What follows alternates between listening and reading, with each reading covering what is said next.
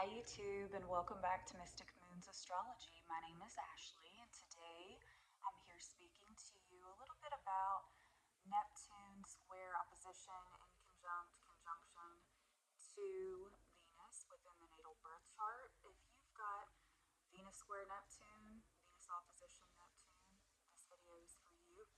So when we've got Venus, we know it's the planet of love, it's romance, sensuality. These are our aesthetically pleasing things that we like to eat, consume, buy,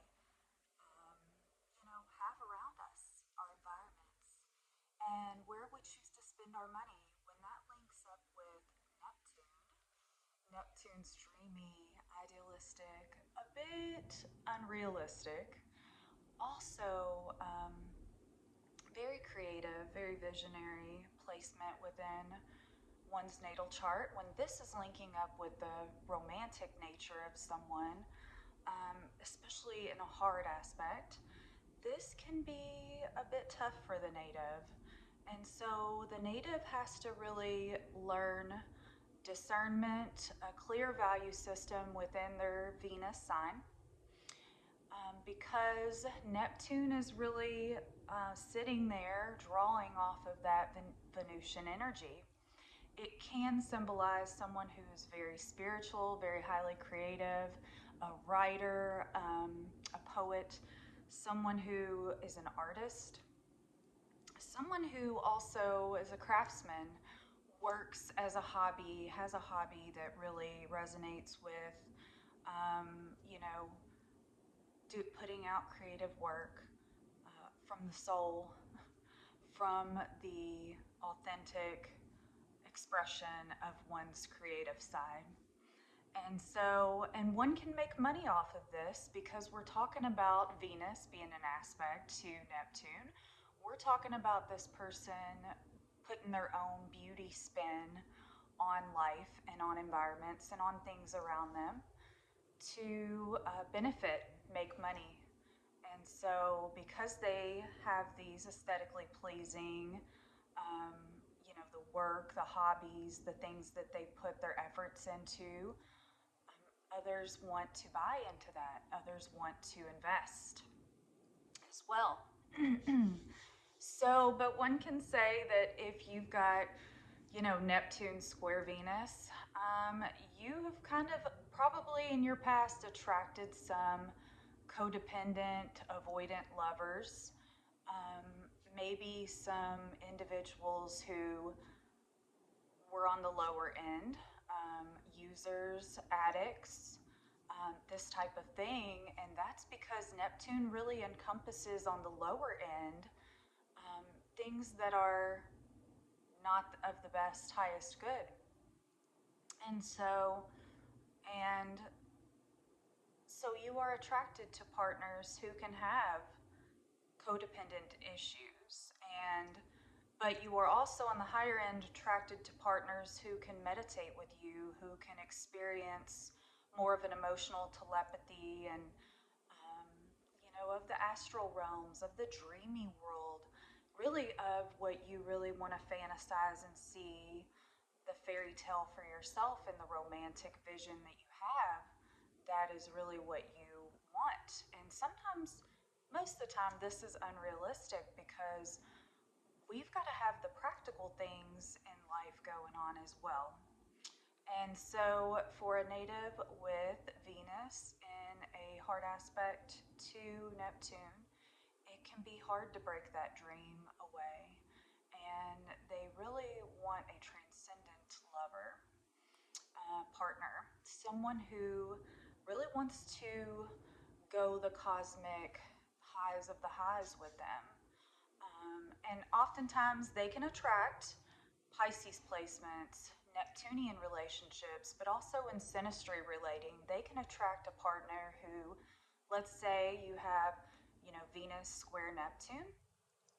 You can very well attract a Sun square Neptune, even a Venus square Neptune. And so that shows up in the synastry relating and then in the composite.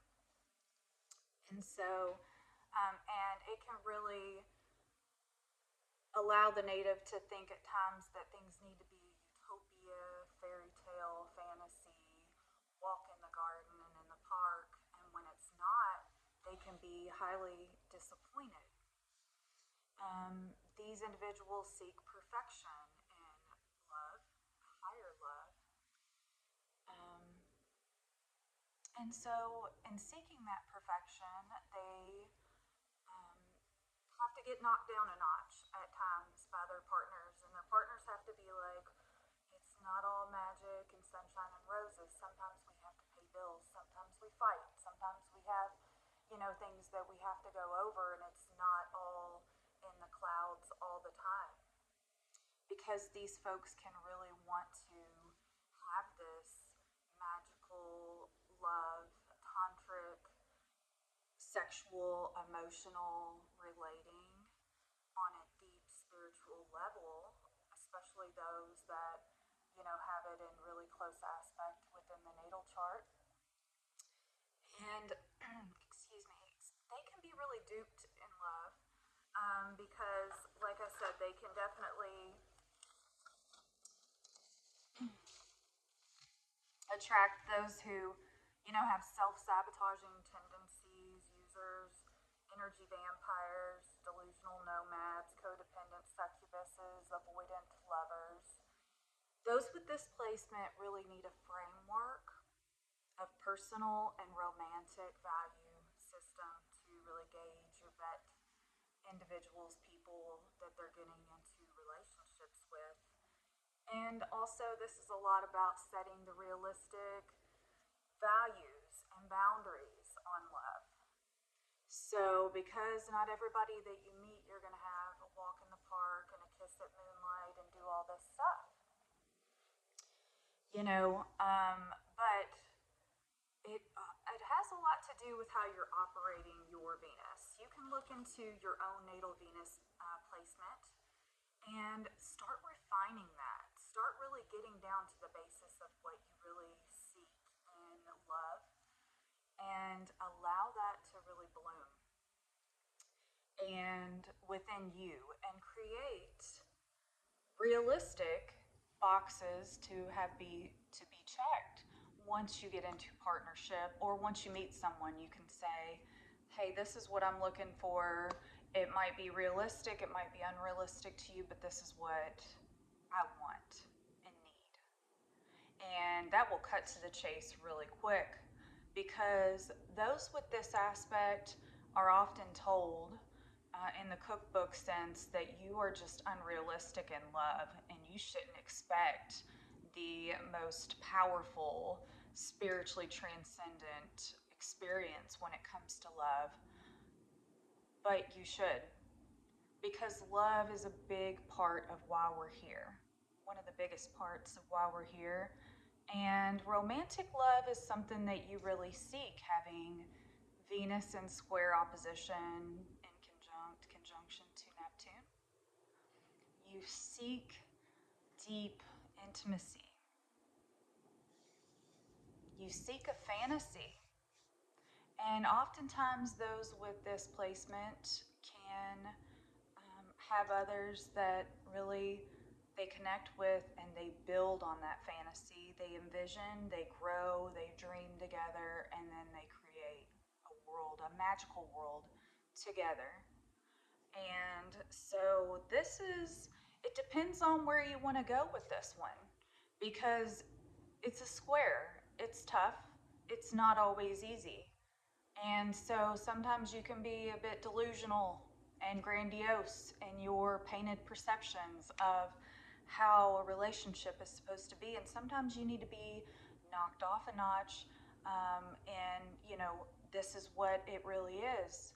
And so this is an interesting aspect when we have this.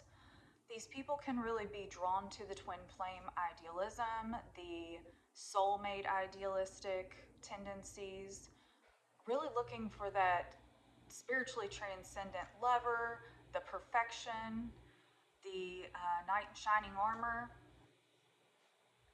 These people are like looking for it. And they've read a lot of this stuff in the storybooks that they've read. Tell me if that's the truth in the comments. Because, these people really have a vision for themselves. Because we're not talking about others here. We are, because we're talking about your love nature and the partners you're going to attract, right? But we're talking about you.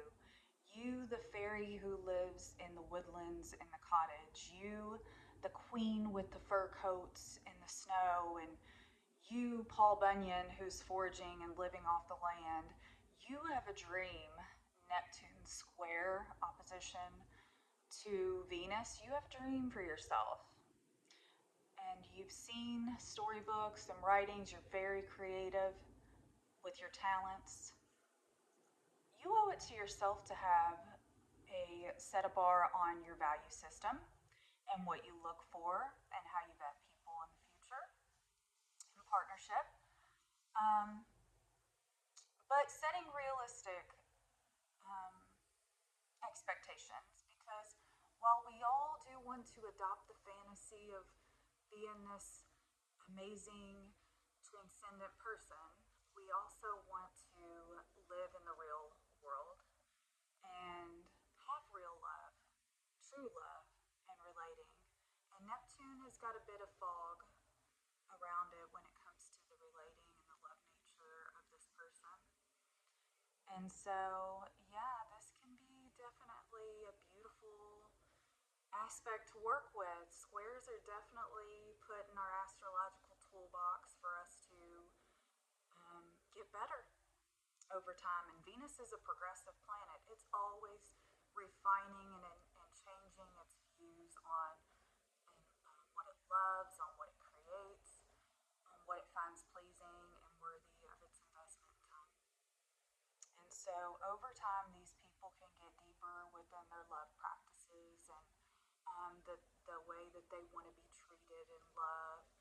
And these people can have a deep, highly valued system for themselves. Um, a excuse me, a really self-assured love nature, one that's not faking itself out for the romantic idealism that will never come, but being realistic. And so, and when we are realistic in our love nature, we attract the beautiful things that we want, but we also attract somebody that's real as well. So, anyhow, this has just been a little bit about Venus and heart